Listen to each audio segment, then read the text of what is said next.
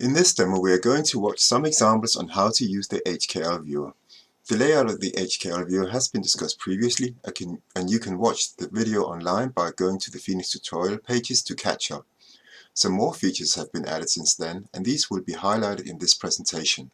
There's now this Overview tab here for allowing quick display of data files in a particular manner. These can be customized from a file located in the user's home directory containing fill parameters. Anisotropy in X-ray data can be a significant pathology and has to be corrected for before trying to solve the structure.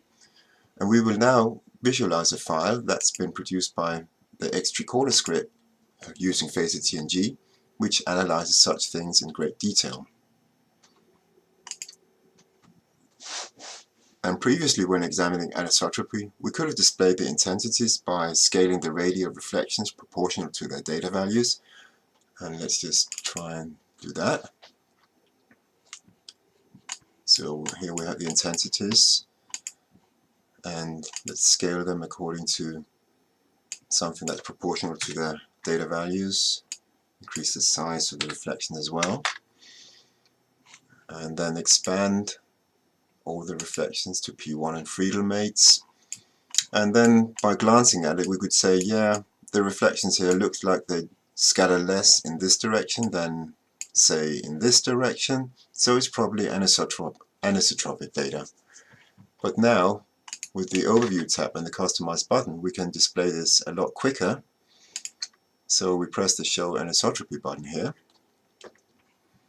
and what we have here is that the Hkl Viewer picks up an ISO column that's been produced by phaser-TNG, and that contains anisotropy correction terms, and it also bins the data according to data values from the ISO columns, and omits the data with a moderate anisotropy correction terms and only displays the ones with very low anisotropy, which turns out to be high resolution data, so this region here and here, as well as data with strong anisotropy, which turns out to be low resolution data. And we can see it's somehow ellipsoidal shaped, and that's actually a good hallmark of anisotropy. Now, just for the fun of it, we also have another way of visualizing that, and that is by rotating around one of the principal axes from the anisotropy tensor, and that's what it's displaying here in a second, I believe. There we go. Oops. So if we see that at some stage there's this ellipsoidal shape of innermost reflections, then that's a good hallmark of anisotropy. Now, had there been no anisotropy, we would have expected that the region of low resolution reflection would be spherically shaped, as well as the region of high resolution reflection would also be just a hollow sphere, and there certainly wouldn't have been any gap here of high resolution reflections, as we can see here in both ends. Now, this dataset also has translational and non-crystallographic symmetry, and previously, to illustrate that, we would have selected the correction terms for the translational non-crystallographic symmetry called TEPS, that's been produced by phaser-TNG, and we would have done further clicking to illustrate how it looks. And now, just with a single button click, such as rotate around the TNCS vector, we can display the data where it has now been aligned with a TNCS vector parallel to the screen, and the data rotating around this vector. And it's also being clipped with a layer of reflections of about 4 or 6, as not to obscure the low resolution reflections by high resolution reflections where the TNCS may be less pronounced. And we can see the regions of weak and strong reflections, they remain constant as we rotate around this vector. So that's a good indication of TNCS.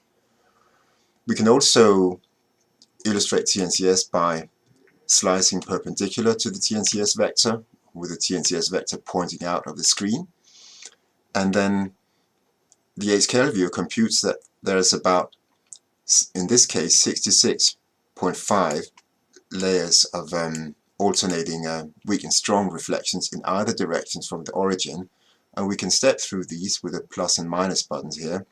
So if we say minus, we step down, and we can do this approximately 66.5 times, and we can see here that it varies between weak reflections now and then strong reflections and so forth. So that's a good indication of TNCS being present in this data set.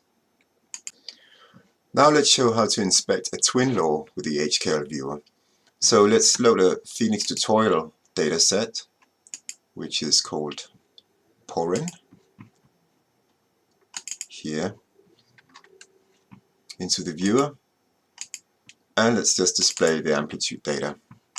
So with Phenix X triage, that has told us that it's got a twin law, and we can enter that twin law here. So we'll define it as a new operator, call it my twin, and then the twin law is minus h minus k, comma k, comma minus l. And if that's entered correctly, then the Hkl Viewer will work out that this is a twofold twin operator, and we can display the twin axis by ticking this box here. And again, we would have to do lots of clicking to illustrate the twinning properly, but with a single button click here, slice perpendicular to twin axis, the Hkl Viewer now aligns the data with the twin axis pointing out of the screen, and sliced and again produces a slice of data that is perpendicular to the twin axis. And here at the origin it looks fairly centrosymmetric, which it should be because it has to obey Friedel's law. But if we step through, it doesn't necessarily need to obey Friedel's law, but it actually does look like it remains centrosymmetric. So we can see this region here of strong reflections is also sort of mirrored here. And it's not perfect, and that's probably because the twinning is not a perfect twin. But again, you can see that the twin axis here does make sense in terms of there's symmetry of the strengths of of data on, as you go through the twofold symmetry axis. So that's a good indication of twinning. We could also have visualized, or not visualized, we could have brought up the table of data here, and then we could have clicked on individual reflections. So for instance here we get the twin mate by right clicking on it, so that's a twin mate to this one here, and we find the value of the amplitude here is 796, and here by bringing up the tooltip by double clicking on it, we get the value of the amplitude to be 638. So that's the same order of magnitude these two amplitudes here have with one another. So that's again a good indication of twinning, but of course it's not feasible to do that for all reflections. And before ending, let's take a look at how to customize the buttons on the Overview tab. So let's just click here. So we have these buttons here. The first 6 ones are defined in a file that's living in the installation source directory, but the remaining buttons here, they are defined in the file that lives in the user's home directory. And let's just have a look at the file here. So it's that file here, defining rotate around anisotropy, slice perpendicular to twin axis, and so forth. And so we have a button ID here and the text to display, and then we have some fill stuff here. And how do we get this fill stuff, or fill parameters? We go to the settings tab, and just to clear the text here in the output, and then we would press show fill. Now in this case it would be a bit boring because we already displayed something that's not different from if we press here. Actually I was wrong. So what you would do is you would copy and paste this output here, and you would enter it into your file and probably tailor some of it. For instance, all the color scheme stuff here would be not necessary to enter into your text file.